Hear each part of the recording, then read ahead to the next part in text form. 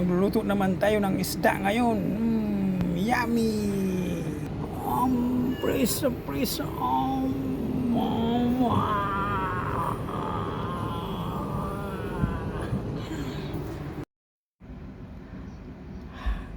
I'm back, Mr. Pogi, again. So, magluluto naman tayo ngayon ng ulam ko sa pananghalian. Tingnan nyo mga lods. Ay ang paksiw na isda. Kumplito ricado mga lods.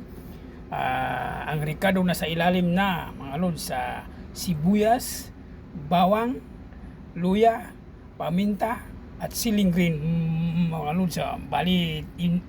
At saka kamatis, inibabaw ko yung kamatis mga lods. Yummy. Balikasalan ko lang mga lods. Yan yung isda.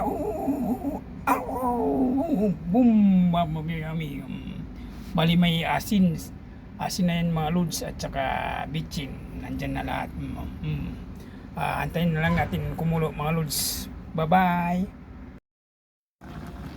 Ayun o, nakulo na mga lods.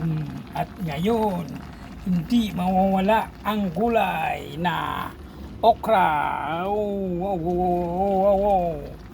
Gulay mga lods, pamproteksyon sa katawan, laban sa mga sakit mga lods. Ay ang okra mga lods.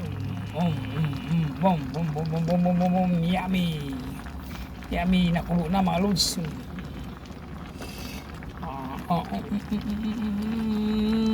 Tinikman ko na yung mga lods. Timplado na mga lods.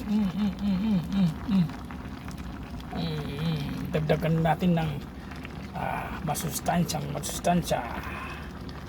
Ang kulay na okra mga lods. Kumplito ricado na rin yung mga lods. Nasa ilalim yung sibuyas, bawang at saka luya, paminta mga lods, at saka siling green, kamatis mga lods.